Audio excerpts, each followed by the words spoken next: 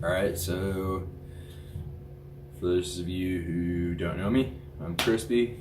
In November, I bought this guy. It's a Suzuki GS1000 from 1978. I'm going to be trying to work on rebuilding this into a cafe racer. I've had a bike previously, did a little bit of work on it, but nothing nearly like what I'm going to take on with this thing.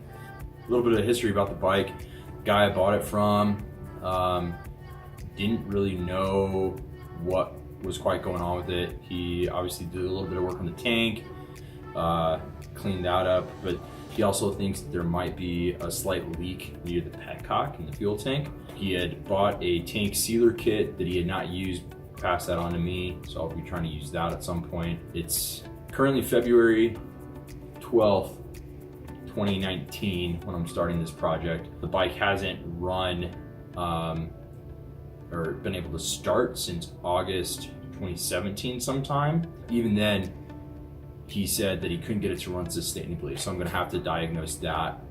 Battery was fine, but definitely sounds like there's some sort of electrical thing going on with it because I haven't been able to get the starter to kick in. It's gonna be a really long project, but I'm really excited about it, and today I'm gonna start tearing into it. I'll do a walk around, kind of point out some different things that I know has to be updated with the bike, and we will go from there.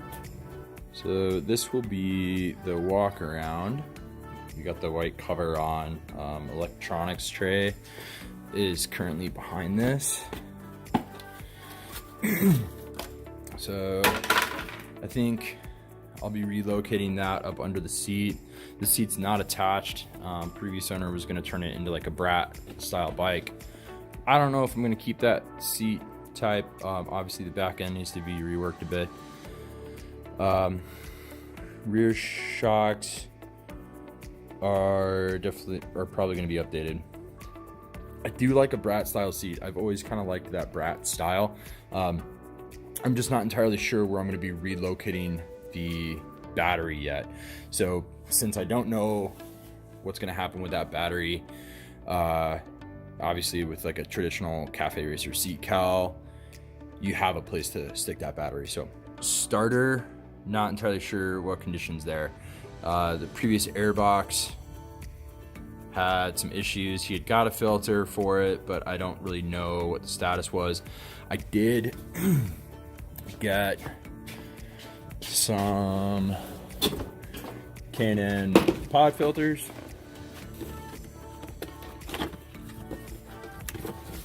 That is what we got. So those will be going on here. Any carbs will probably need to be retuned. The handlebars will be completely swapped out. I frankly hate those handlebars right now. I think they suck. I mentioned before there was some bubbling on the tank. You can kind of see that here. And then he also had an issue with it down here. So that's bubbled up a little bit, and right there's the petcock. So that's why I was thinking that it could be, that's why he was thinking it could be something there. The front end will be interesting. I kind of wanted to go with some Clubman handlebars initially, but with some of these bolts, I don't know if that's gonna work given where the risers are. These are obviously going. Not sure if I'm gonna keep this headlight or not. Might paint it, might do something different. The turn signal lights are new. Don't think I'm gonna keep them. The highway bars, those are gonna go.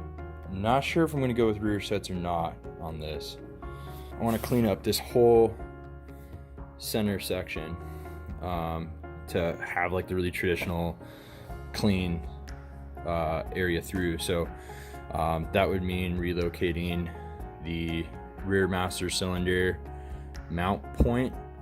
Probably thinking like over here somehow, as well as this piece. So this lock is probably going to go.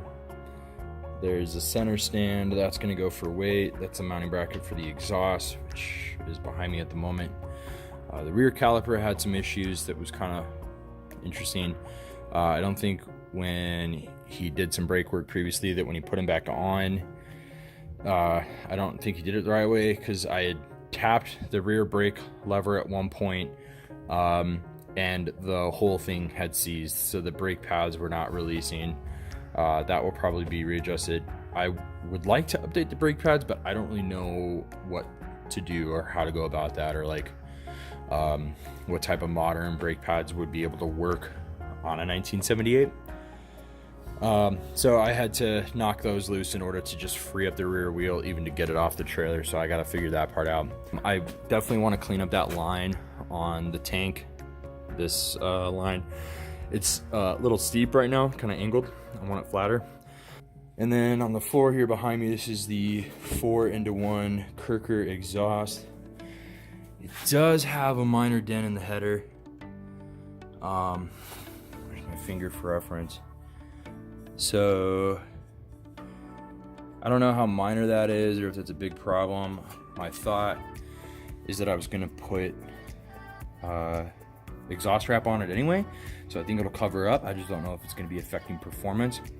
And then as far as the muffler cone, I'm going to be probably adjusting that anyway.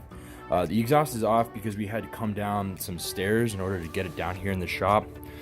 If you look up here, there's like this main door and some stairs. We had to bring it down there, and in order for it to like make the lip off ground level down to the stairs, it was going to hit the exhaust on the ramp, so we had to take that off to get better clearance. I do have a Haynes manual that will probably help me through this. Otherwise, I'm going to be relying on the YouTube community and different videos out there to help me with this build. So let's start pulling it apart.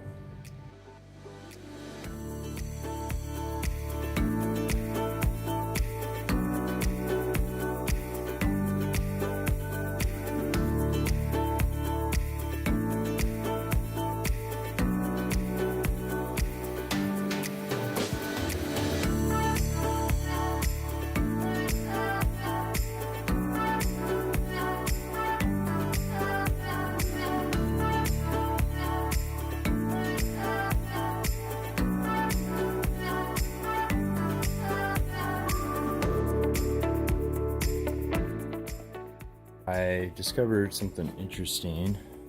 I was talking about that line before, about the tank line, how it was all like super angled. Well, that was pretty easy because